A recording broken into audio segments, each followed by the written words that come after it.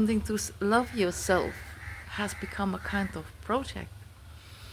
And and then we try to, by meditating, to find a higher self, one which is then finally good enough to be loved.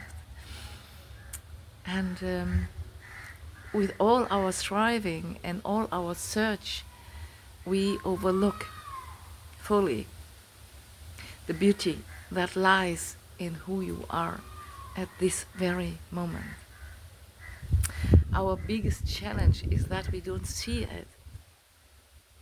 We can't see it because we don't really can grasp or don't make time for true development, because there are aspects in you that ask your attention, that need a little bit more a welcome, a yes from you, especially those aspects in you that you don't like too much, or that you perhaps even look at hurdles or at obstacles, pains from the past, something to solve, something to heal, whatever it is, it should go.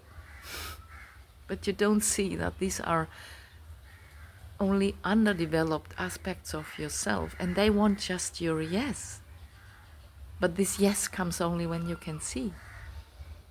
When we want not anymore, when we stop wanting to change something inside of yourself, ourself. When we can allow our presence at this very moment as we are, then we create that space where development is organically happening. Actually, that's the only way. It is the only way development can happen at all, is in an organic way. You cannot push anything. The moment that you want to push, the moment that you try, you have to kind of like a plant, you want to direct like how it grows and stuff like that. You might just miss its nature. You might just miss the beauty of it. It grows as it grows. And we do too. Development and organic growth is something that happens by itself when the environment is the right one. When the environment is an environment of not enough, of having to change, having to be more this and not, I don't talk about more successful and more being whatever, Most of the people I'm with, or in personal development, they do know, they have already left that area. Yet we have just changed the context and make it a project to become now that loving person we think we should be. Sometimes just for others and sometimes also for ourselves. And that is not the environment where we thrive organically and naturally.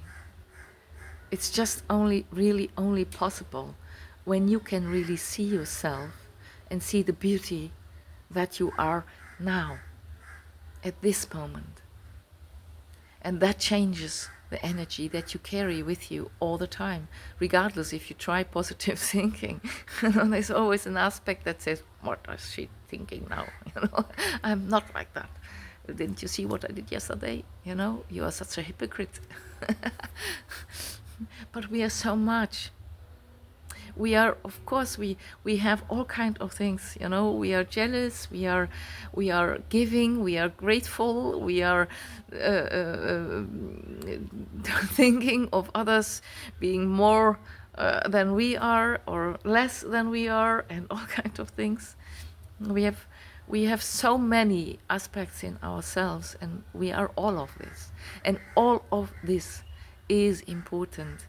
And when we can't see, and especially in this world of more and quick and no time and rushing, it is so hard, to truly make time to give yourself that attention, this loving energy that I try to create in my programs. But it's not the promise that you become this or that and always happy, but it's a promise that you can make space for who you are and everything in you. And that makes all the difference. It makes how you feel, it makes how you look into the world, and it makes also, if you create that space for perhaps these angry or jealous aspects inside of you, these fearful aspects inside of you, that they grow naturally, organically towards enrichment, out of self-protection. And it is something that you cannot decide. You cannot decide who you will be. You only can decide to want yourself, to make space for who you are. And that is what I wish really every person on this earth. Every person. And it's the hardest thing.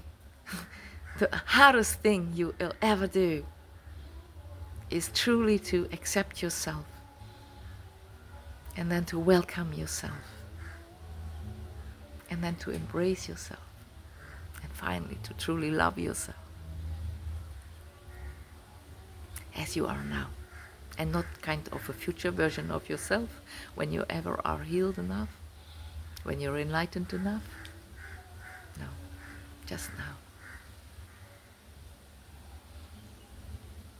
Just making space, creating that energy inside of you, where development is not predetermined, not pulled and pushed, just observed and enjoyed.